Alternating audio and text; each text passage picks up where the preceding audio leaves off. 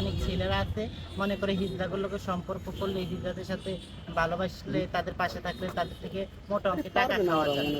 তারা মূলত একটা হিজড়াকে ভালোবাসে না, ভালোবাসে তার টাকাকে। এই টাকা বেশি, টাকাকে ভালোবেসে একটা হিজড়ার সাথে সম্পর্ক করতে চায়, ভালোবাসতে চায়। এমনকি অনেক ছেলেরাও আমাকে ফোনে অনেক সময় অফার করতো আমাকে ভালোবাসতে চায়, কিন্তু আসলে সে আমাকে ভালোবাসে না। মনে করে আমার সাথে ভালোবাসলে, আমার সাথে থাকলে হয়তো সে আরামে থাকবে, আরামে এসে থাকবে, খাবে, তার কর্ম করতে হবে না, কিছু করতে হবে না। ওই উদ্দেশ্যে মোট কথা বাংলাদেশে অনেক ছেলেরা যারা হিজড়াদেরকে ভালোবাসতে চায়, বিয়ে করতে চায়, থাকতে চায়, তারা এই উদ্দেশ্য নিয়ে মূলত হিজড়াদের সাথে সম্পর্ক করে। আসলে অবশ্যই আমি আপু, অবশ্যই আমি আপুর মতো দেখাচ্ছি, তাহলে আমি অবশ্যই তো আপু, এটা তো কিন্তু আমার আপুর পাশাপাশি আমার যে একটা নাম আছে, যে আমি হিজড়া নামে যেটা পরিচয়, কারণ একটা মানুষকে পরিচয় দিতে হলে সে পুরুষ হিসাবে পরিচয় দেয়, একটা নারী একটা না, সে নারী বিদায় নারীর পরিচয় দেয় যে আমি নারী।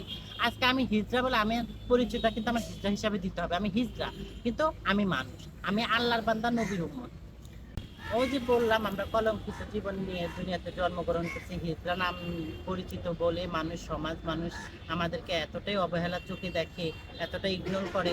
কিন্তু তারা যদি দেশের মানুষ যদি এতটুকু অন্তত চিন্তা করে যে না, একটা হিজড়া আমার ভাই বোন, আমার, তাকে আমি সম্মান করা উচিত, তার পাশে দাঁড়ানো উচিত, তাকে ভালোবাসা উচিত, তাকে ভালোবাসতে পারি, তার সাথে কথা বলতে পারি, তার সাথে চলতে পারি, তাকে সম্মান দেখানো উচিত সে মানুষ হিসাবে, তাহলে আমাদের সমাজে আর আমরা অবহেলিত থাকি না। আমাদের ফ্যামিলিও অনেক সময় হেস্তনেস্ত হতো না, মানুষের কাছে অপমানিত হতো না। কারণ যদি মানুষ প্রত্যেকটা হিজড়াকে সম্মান করতো, ভালোবাসতো, তাদের পাশে দাঁড়াতো। কারণ আজকে আমরা অবহেলিত এই জন্য, যার কারণ মানুষ আমাদেরকে অপমান করে, আমরা হিজড়া হিসাবে আমাদেরকে ব্যাপৃত ভালোবাসার চোখে দেখে না, আমাদেরকে ভালো চোখে দেখে। দেখা যাচ্ছে আজকে একটা ছেলে আমাকে ভালোবাসে ঠিকই, কিন্তু আমাকে নিয়ে রাস্তায় বের হতে চায় না, মনে করে হিজড়া মানুষ কি ভাববে। এই জিনিসগুলির থেকে তারা মূলত আমাদেরকে, কিন্তু এটা তো আমাদের জন্য, হিজড়াদের জন্য একটা কষ্টদায়ক বিষয়, তাই না? কেন একটা ছেলে একটা মেয়েকে নিয়ে, একটা ছেলে রাস্তায় বগল চাপা করে হাঁটতে পারে, একটা ছেলে একটা মেয়েকে গলাগলি করে আর রাস্তায় হাঁটতে পারে, কিন্তু একটা হিজড়ার সাথে কথা বলতেও একটু বোধ করে, সে লজ্জা পায়। কেন? আমরা মানুষ না?